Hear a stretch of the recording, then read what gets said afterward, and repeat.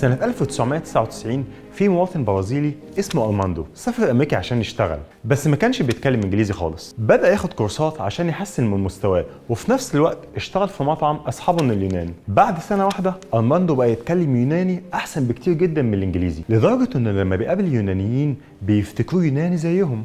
السؤال هنا، إزاي اتعلم يوناني أسرع من الإنجليزي على الرغم من إنه كان بياخد كورسات إنجليزي وفي بلد اصلا بتتكلم انجليزي؟ السر انه كان بيركز على الجمل والمواضيع اليوميه لليونانيين اللي معاه في الشغل. كان بيشوف بيقولوا ايه في كل موقف ويحفظه زي ما هو ويقوله كتير، وبقى كل ما يحفظ جمل اكتر يتحسن اكتر في معظم الموضوعات اليوميه اللي بيتكلموا فيها، زي البيع والشراء والاكل والشرب والسفر وغيره من المواضيع كتير. اللي عمله أرماندو بدون ما ياخد باله ده بالظبط اللي قاله اشهر الناس اللي بتتكلم لغات في كتابهم، زي جابرييل واينر واللي بيتكلم 7 لغات، وستيف كافمان اللي بيتكلم 16 لغة، وبيني لويس اللي بيتكلم 7 لغات.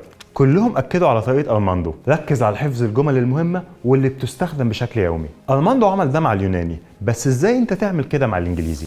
الكتاب ده فيه معظم الموضوعات اليوميه اللي هتحتاج انك تتكلم فيها، اصل اللغه كبيره جدا.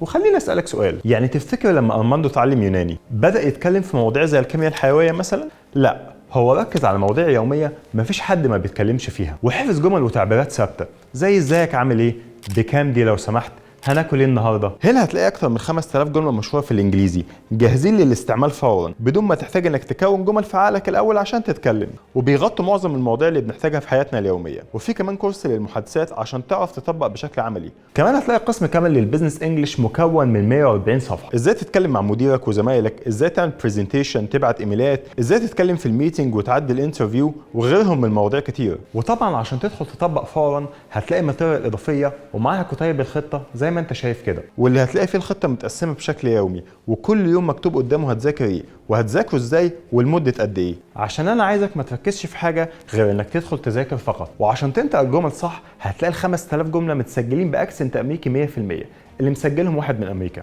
على الجانب الاخر في الكتيبات دي، ودي باختصار حاجات تمهيديه لازم تذاكرها الاول، وهي عباره عن خلاصه خبرات البوليجلوتس، الناس اللي بيتكلموا اكتر من 7 لغات اللي انا قلت لك عليهم في الاول. فيها نصايحهم، تجاربهم، الاخطاء اللي وقعوا فيها، والطرق اللي طبقوها. اقراهم الاول، واللغه بالنسبه لك هتبقى مجرد لعبه، عارف مداخلها ومخارجها ومفيش عقبه هتقف قدامك. الباكج دي هتخليك زي أرماندو، بس بدل ما هتتعلم اليوناني هتخليك تتقن الانجليزي. استثمر في نفسك واطلبها دلوقتي وهتوصلك لحد البيت.